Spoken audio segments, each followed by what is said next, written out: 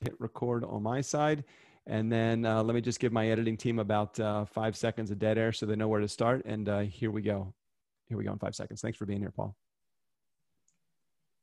Nice Guy Community. So check it out today. Today we have Paul Tompkins. He is the CEO of Flippin Experts and Tranquility Realty. He is absolutely what I would consider a successful entrepreneur. He's a real estate investor. He's a speaker. He's a coach. He does his magic in a number of different modalities. He understands how difficult and confusing it can be to get started in real estate, and he's here to share a little bit of that with you as well as his entrepreneurial experience with he and his wife. Now, Paul used his many years of experience to allow him to quickly build a 7-figure real estate income to create the Flippin Experts online training course. His passion is to see you succeed in real estate, but I have a good feeling that so many of the things, so if you're just focused on entrepreneurial experience and your journey, don't tune out today, because although he does emphasize real estate, a lot of the stuff, the skills, the lessons that he has learned through the years will absolutely apply to your business as well. His secrets to success will fast track you to achieving the financial success that you desire. Paul, I'm excited to talk to you. Welcome to the Nice Guys on Business podcast. Hey, Doug, man, thank you so much for having me here. I love what you guys are doing and have going on. So thanks for having me. I'm happy to have you here. And, we started just talking about the entrepreneurial journey, and then we started to talk about real estate. And I realized that it kind of is, it's almost the same thing. I mean, the journey that you take in real estate, when do you buy? When do you sell? How long do you hold on to it? It's kind of the same with a job. There's so many 9-to-5ers that are out there that are not loving their job. They're just kind of dealing with their job. So maybe, can you share maybe the lessons that you've learned in making that leap from being a guy that probably was working a job maybe you didn't love into the world of entrepreneurial, the entrepreneurial world, or maybe just share a little bit of your background, because I'm really curious how you got to where you are right now. Man, it's a crazy story. When I tell people, they're like, "You did what?" I mean, it literally started out. I mean, I started out as an entrepreneur when I was probably 12 years old. I was helping my mom. I was painting fences. I was making money in my community. But when I turned 18, I just had a heart to serve people. I wanted to help people. And I always wanted to be a police officer. And that was always in my head, right? Chase bad guys and have a gun. I watched Cowboys and Indians growing up. And so when I turned 18, I found out I was too young to be a police officer. They're like, no, you got to be 21. You can't even buy ammo yet. Like, go do something else. I'm like, okay, well, I ended up becoming a state trooper. I mean, a United States Marine. So I did that for 4 years. I'm like, hey, I'm going to do this for 4 years. If you know anything about entrepreneurship, it's nothing like being a Marine. A Marine, they tell you when to go to the bathroom. They tell you what to eat. They tell you that. And I was like, okay, this was awesome, but like, this isn't what I was meant to do. Right, so right. I still wanted to be a police officer. So I jumped into being a Florida State Trooper. And I did that for about 11 years. And I loved it. I was helping people. But about 7 years in, I started, my brain started going again. It was like, hey, I've chased a lot of people. I put a lot of people in jail. I've helped a lot of people. But like, there's got to be more than this. I'm working 60 hours a week to make $50,000 a year. Mm-hmm. Like in Florida as a trooper, I was making $36,000 a year. So I'm working overtime just to provide for my family.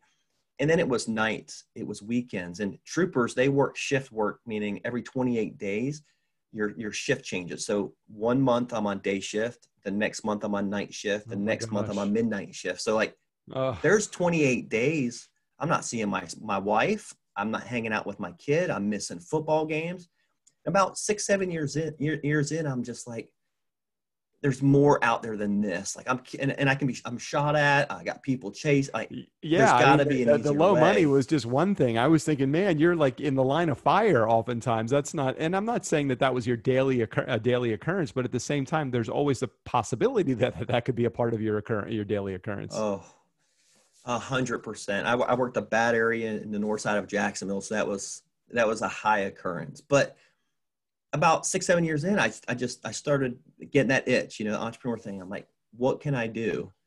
Yeah, I have great benefits. We all hear those excuses, right? Why we stay in a job or we don't do something. Right. It's like, oh, but you got a good retirement. I'm like, if I make it that far, if I don't get shot, if I don't get in a car accident, oh, you have good healthcare. I'm like, I know, but I'm like 26. I don't need healthcare right now. I'm healthy. Right now. I'm young. We don't think about the bad things. Yeah. And I just started looking. I said, what are people doing and being successful at. And, they have like, let me look at millionaires and billionaires. Where's their money tied up? What are they doing? What are they investing in? And real estate just kept popping up and stuff I looked at. And I'm like, okay, I love real estate. I love seeing it. I drive around all day. I'm seeing it. Like, I'm going to look into this really heavily. Right. Back then they didn't have online coaches and they didn't have Right. courses. And Right. I don't even think, I'm trying to think if they had the internet at that point, but there was just nothing like that out there. And I said, you know what? I'm going to go in. I'm going to do it. So as a state trooper, I started real estate part-time, and I just did a deal, and then I did another deal, and then I did another deal. And I was making $300,000 a year part-time while I'm still being a trooper 40 hours a week. So that was kind of like the light bulb of, man, if I quit doing this and I focused all my time and energy on this, I can make a bigger impact and have more income. So that's kind of how that started. No, it's a great story, man. I didn't know much of your backstory, so I appreciate you sharing that. And it is so typical of, a couple of the things that you said. Number one, that you were working, 9 to 5 and then 5 to 9 or whatever it was, you work in these horrible hours. Yeah. And, think about it, nice guy community, as you're listening to Paul, think about how many of you are out there. You either like what you do and tolerate the team that's there, or you hate what you do and you're just doing it for the paycheck. I have plenty of buddies that have said to me, Doug, I've been self-employed for 30 some odd years. I'm gainfully unemployable at this point. And I love the fact that, some of my friends, exactly what you just said, well, the healthcare and the steady paycheck. And I'm like, yeah, but if I can make 7 times more than you're making right now, or 10 times more, who cares if I get healthcare? I'll pay for my own freaking healthcare. Yes. Yes. So when did you realize, at what point did you say, hey, I'm making more part-time than I am full-time? What was it that finally made you say, I'm done? And it probably wasn't I hate this experience. It was probably more of a this just doesn't make any sense to me. So what was it that finally put you over the edge? It was how much money I was making. When I looked at, I had to flip one house and make 40,000. I didn't make that as a trooper. Right. So I'm like, I just did that in 2 months. Mm-hmm. So there was that. But then as I was getting ready to let go of the trooper thing, 2008 hit. And I was like, wow. Oh. So you hung in there for a little bit longer, 2008. Right? Safety net. So I did, right? So 2008 hit. I was flipping probably 12, 13 houses at a time. And I was like, man, that's a lot of mortgages. That's a lot out there. And everything came to a halt. And I hadn't been through a recession before. I hadn't been through a market crash. I hadn't seen that before. I was still young. And thankfully, the coach I had, he's like, hey, don't leave your job yet until you're really rooted. Do a bunch of flips. Know you want to do it full time. Like get grounded, get all the education you can. Learn. And I didn't want to. I mean, I had money in my pocket. I was having fun, driving nice cars because I was still young. I didn't understand money at that point. And I stayed in. So in 2008, I was like, okay, I got all these deals going on, but nothing's moving. And I'm like, okay, what's going on right now? Mm-hmm. And I think at that point I had 12 houses going at one time, or maybe 13. And I mean, each of those notes were probably $900 a month. And I mean, I'm like $12,000 a month. Like I make $40,000 as a trooper. So it's going to be challenging. Me staying on as a trooper, I was like, okay, I'm an entrepreneur. What's next? Like, I got to figure this out. I can't pay $12,000 a month. And I started looking at stuff overseas because I had been a Marine before. So I'm like, okay, well, I heard overseas contractors make really good money. Yeah. And I was a police officer. So they had police programs in Afghanistan that paid $150,000 a year. Right. And I'm like, line of fire again. Line of fire. I guess I can do that. So I signed up and I went overseas for 25 months and paid the bills, sold the houses, paid the bills. So you were conducting business while you were overseas. You were conducting business back over here in the States. Now, were you married at that point or not married? I had just went through a divorce, so it was like perfect timing too, right? I was like, hey, I can be gone and there's not this and I'm paying the bill. So had just went through a divorce, went over there and did that. So talk to me for a moment about, there are sometimes negative connotations that are attached to the word flip. And from everything that I'm seeing and researching, those are, most of the time they are not true, but some of the time, the bad guys in your industry give it a bad name. So maybe just share with those that are listening, that are thinking, okay, I get it. He's a hardworking guy. He was a state trooper. He's been in the service. He's a reliable guy, trustworthy guy. I relate to him. I have somebody in my family that's been in the service, or whatever. Yeah, But, yeah. obviously through and through, you're, this is called the Nice Guys on Business podcast. It's hard to jump through that hoop of being on the show without being a nice guy. And it's easy to tell that you are. Dispel some of those myths that people have when they say, Flippin, that's just not my thing. It's a little bit shady, and it's not that way, but just maybe share your thoughts about that for a moment. I love that. Great question. Because we deal with it a lot. And the gentleman I started learning from, I saw a successful guy drive a nice Mercedes, live on the water. And I said, hey, I'm going to learn from this guy. And I said, dude, I'll clean your toilets. I'll clean this. I'll do this for you. I'll follow your papers. Just let me follow you around. I want to learn from you. Mm-hmm. And I saw what you're talking about, the shady guy coming out, right? A little hole, and he's putting newspaper in it and like spackling it and not doing it right. Or, hey, that's not on us. Let's not fix that. Or there's mold here. So I saw that in the guy who actually coached me. And I was like, you can't do business like that. Like they're going to walk in there with 2 kids, and there's going to be a 2-year-old walking on the ground and crawling on the ground. So I always went through the lens and perspective of that. Like, nice. How do you make it the best quality for every single person? It's a win. Like, they're paying for that. Mm-hmm. And so I go through the lens of that. There are those guys out there. That's why we have home inspections, right? That's why we go through different hoops with lenders and stuff. But we don't hang out with those people. We don't really know those people. They're out there, so you have to be careful. But I look through another lens of we love helping our community. For us, I drive down the road, and I'm sure we've all seen it. Your listeners, if they think in their mind, they'll drive down the road and they've seen that one house that's been vacant, or there's a drug dealer in it and there's been shots fired, or it's been abandoned because somebody died 14 years ago. Like, I'm dealing with one that's been abandoned 10 years now as of today. And we live in that same community. We live in the same neighborhood, and we wish that thing was beautiful. We wish it was clean. We wish it was taken care of, because it would help our property values. Right. It would be safer for our kids.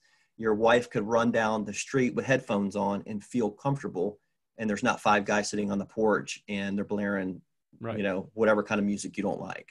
So for us, we think of it through those 2 lenses when people are kind of, well, you're a flipper, you're this, you're that. And I'm like, look at that house in that neighborhood. And a quick example is, we took over a house in a neighborhood that 3 people on the same road had their house up for sale when we bought it.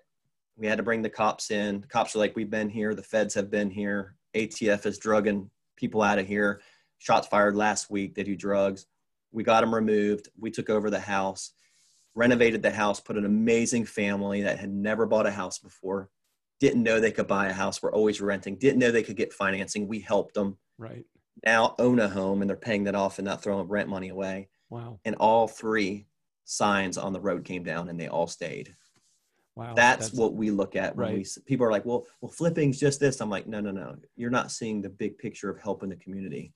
So talk to me a little bit about the program that somebody would be going through if they, and I signed up for just your introductory thing just to see what it looked like, how you presented. And obviously, you're polished and everything looks great.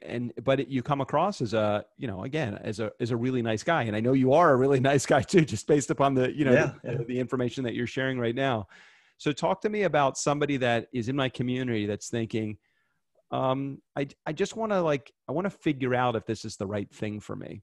What are you able to share with them, either from an experience perspective, or what do you have that's available to them for somebody just to kick the tires to see if even something like this is of interest to them? Yeah, I think you have so many amazing listeners and followers, and everybody who's doing entrepreneurs the same way, right? We're all looking for something else, a side hustle. What can I do to bring in 20,000 or 40,000 or 80,000? Or what can my wife do? And that's how it was for me and my wife. It was like, my wife wanted to design. My wife wanted to stage houses. My wife, so it was a family project, which was really cool. It wasn't just me going doing my thing. And I have a lot of stay-at-home moms that are like, I have 2 kids. Like, I would love to be a part of something like that because I can contribute. So we love hearing that. So what we did on our website at Flippin Experts is we just have a button that says, want free training? And literally, if they put their email in there, they will get free training. I think it's up to about 35, 40 days now, where they just get an email from me and my wife, and we just give away free training. And I think that to me is the best way to find out if you want to get into something, right? Or if you trust somebody to buy a course, get in a membership, or learn from them, because we only want to learn from people we respect and we have a relationship with. So all they have to do is go to our website at flippinexperts.com, click on the free training, and they'll just get free training. And basically we do a newsletter every single week now that is above that training that, hey, this isn't the current stuff. Hey, this is COVID stuff. Hey, here's how you do this. And it's just free training because we love equipping people, and then it'll help them succeed. So Nice Guy Community, we'll make sure Paul is referencing a link. We'll put a link in the show notes so that you actually have access to his course, or at least the free levels. I know you have a bunch of different levels for your course, but hey, you may as well check it out to see what this program is all about. And I know that Paul and his wife do a professional job of putting the videos together. They look good, they look slick, they look easy to follow. Those are and they're in bite-sized pieces too, which sometimes is the challenge. Is like, oh my gosh, so much to learn when it comes to doing what you do. Let me ask this just from a curiosity perspective. Does one need to have a real estate license in order to flip properties? Can you flip properties just as an investor? What advice do you have for me there? Yeah, you don't need a real estate license at all. I don't have one. My wife doesn't have one. We buy and sell our own properties. It's when you go to sell someone else's property that you don't own that you actually need that license, because you're acting on their behalf. So yeah, Got it. You don't need a license. And then what is like a typical buy-in for something like this? Does somebody need to be prepared to pay a huge down payment on a property? Can you pick up properties anywhere in the country? Maybe just give us some explanation of how the process works a little bit. Yeah, I would always recommend with our students, we always tell them kind of stay where you know. You know, you can always grow outward, but stay in your own backyard, low hanging fruit. You know the neighborhood, you know the streets, you know where crime is, you know where the good parts of town are. So it's very easy. And for us, we always teach people to pick up property that 80% of the world could buy, right? If my wife, and I said it before, doesn't feel comfortable putting headphones in and running down the road at night, we're not buying there. Right. Because nobody else wants to buy there. That's your test. So that's and I'm your not test. over there buying $2 million. The headphone test. That's my test. Right. It is. And I also don't buy in the $200,000 because your margins go to your buyers, right? It shrinks. So we'd like to buy and sell in that medium area, that medium price point. And California is different than Florida. It's different than New York. So whatever that is for them. And it's not, there's a lot of different ways that you can get into this. A lot of people are like, well, I know I got to have like 20% down, or, there's different tricks. I actually give that away for free. Like, hey, you can house hack and only go 3.5% in on a certain loan. Or if it's 20%, that's fine. Or you team up with a business partner and let them be the financial partner, and you do the sweat equity, and you don't need anything. I do deals right now, a couple $1 million a year at least. I don't put any money in. Right. That's crazy. People are like, no. I'm like, I do it every day. I've done it from the beginning. So you can partner up with different people. We actually partner with our students. So we don't just preach it or just show it to you or, hey, buy my course and we're done. We go all in. We're like, you want to partner? I'm going to put my money in the game. Right. If my money's in the game, you're not going to lose. So if my money's in the game and you're in the game with me, we're going to make money together. I think we just had a student last Friday close a deal, $97,000 net profit. Wow, that's great. First deal with us. That's amazing. So that's not the norm. The norm is 40 or 50, but it happens. So it's not hard to get into if you have somebody in your local area that you can team up with and learn. And that's what I did. I learned from somebody else that was already in it, and you're not in it by yourself. It's go through all the courses you can. I mean, I literally go through courses like they're hotcakes, but I'm learning. And if I can learn one thing from each course and I can use it on every house, and I do 50 or 100 houses a year, your profits just increase. So yeah, educate themselves, learn, and they'll be fantastic.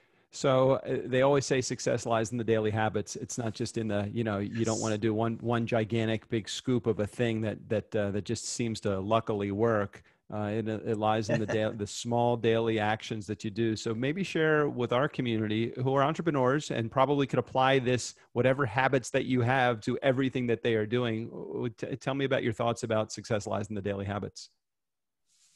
I couldn't, Doug, that's the best thing I've ever heard. I love it. I've followed it for years. I actually do Brendan Burchard. He has a daily planner. And when I first got it, it's like every 15 minutes I'm like, whatever that is, 15 minutes. Like I can't do that. I'm a flipper. I have a rental house. I don't know what my day holds. But the more I did it, and broke it down, and obviously you leave space in there for margin and something comes up, whatever, I will get more than twice as much done in a day if I plan my day out. If I sit there the night before, I'm a 5:30 in the morning guy. I get up at 5:30. I have my reading time, my meditation time, and then I go right to my daily planner and I open it up. And normally 4 or 5 things are already on for the day that, carried over from the week before. Yep. But literally in any business, in anything, it's lay it out. What's success? And I work from the front. I go, okay, where do I want to be? And I work backwards. Reverse engineer. I love it. Definitely. Yeah. If I want this, and this in my life, how do I reverse engineer and back that into my daily planner for a year? Let's say it's a big project. It's going to take a year long. And if I do this, and this every single day for a year, or 5 days a week and take the weekend off, I'll hit that goal, whether it's write a book, whether it's do this with my family, or save enough money to go on vacation. Just reverse engineer everything you want, put a timeline on it, and put it on every day, and you'll be successful. That's really great advice. It's so essential. I look at it, and while I'm someone that does not like to, because I get lost in the weeds if I put too many things on a task list, and I end up putting things that have my task list right to my left, and I write stuff down that I just did, so I can check it off. It's like I'm that kind of guy. Yes. I just want to get stuff off of that list. I use my email as my inbox, and that's the worst thing that you could as my task list, which is the worst thing, because if you think about it, your inbox is actually somebody else's priority list that they're sending to you and saying, take care of this for me. So I try not to do that as often as I possibly can, but it happens.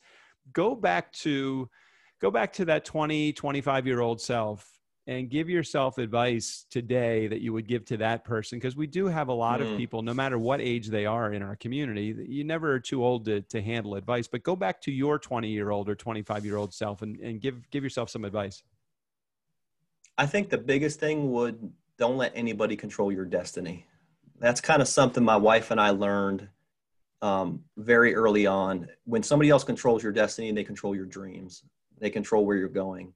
And a business that we had launched and started, $10 million business, it didn't work out. It wasn't good. From then on, I was like, man, if I'd have known this, destiny is everything. Like, if you can control your own destiny, it doesn't have to be all the time. You might be a 40-hour a week, but starting a side hustle that eventually grows into your full-time passion and your dream. Like you said, you have listeners that might not even like their job. Right. Well, right. You're literally wasting time on this earth that you're not promised tomorrow. Right. So why not put something out there and then work towards that goal and be happy, man? So what do you think that the future has in store for you? I know we can't look into a crystal ball and determine it, but we work best in an environment where we're at least setting some goals or a target to shoot for. So what is that next thing on your agenda? That's a great question. We have a membership site that's getting ready to launch that I'm so excited about, because it allows people to get more information. Every YouTube event, everything that we're doing, they can be a part of and learn from, and it's not going to cost them hardly anything. But I think for my wife and I, we're working towards a show. Just to be honest with you, you were telling me a show. You're giving me some information about that. Any details that you can share? I don't want to break any, and confidentiality stuff. Huh? No, we had a couple good meetings with some CEOs yesterday, and that's always exciting. But that encourages us, right? It lets us know we're doing something right. It lets us know that the customers are speaking and that we're giving value. So that encourages us. So if it happens, it happens. If it doesn't, great. But we're working towards that, and anything we can do to kind of grow our brand and help people, that's what we're all about.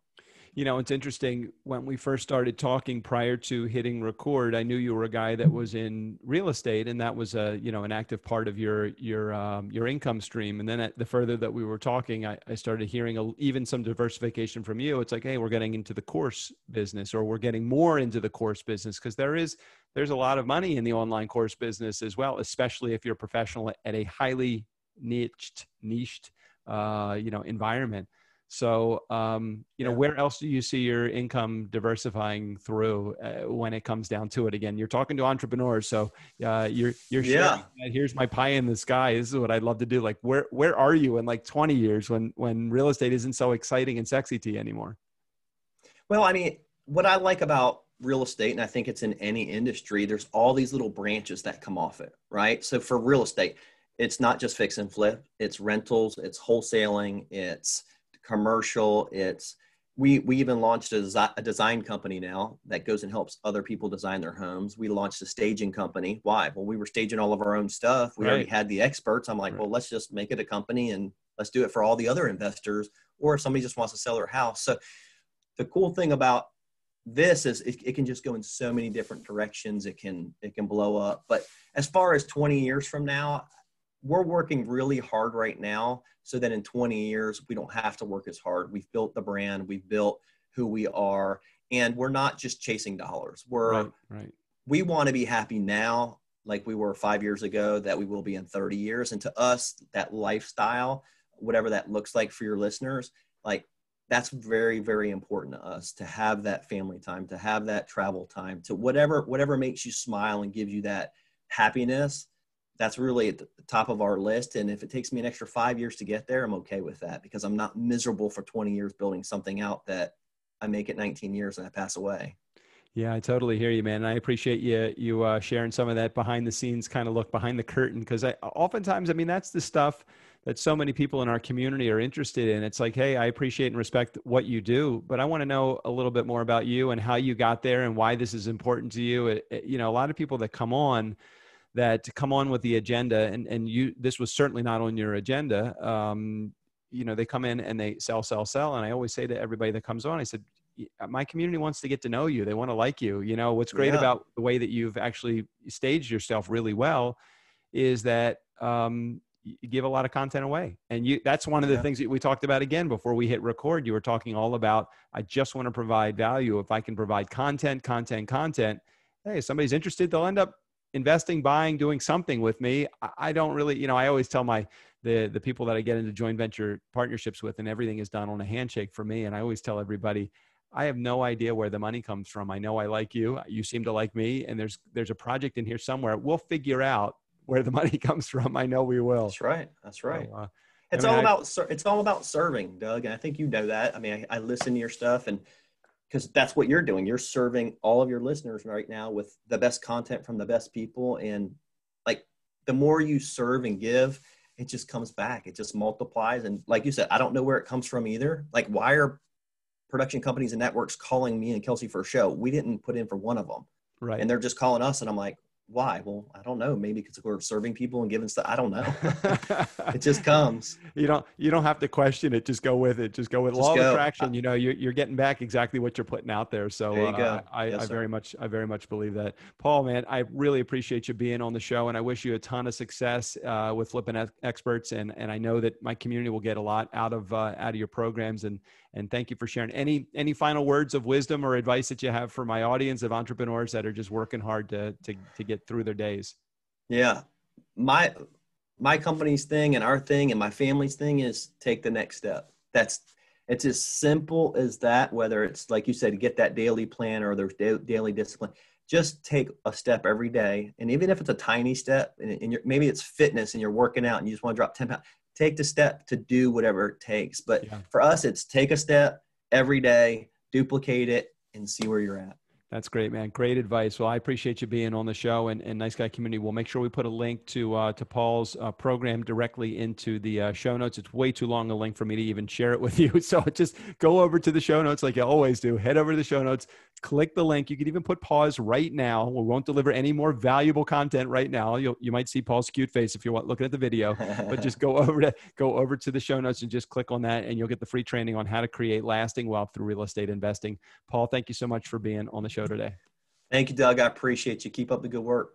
Nice Guy Community, never underestimate the power of nice. Again, special thanks to Paul. All of his information, including access to the Flippin Experts programs, will be directly in the show notes. Steve O'Brien, go ahead and take me out of here.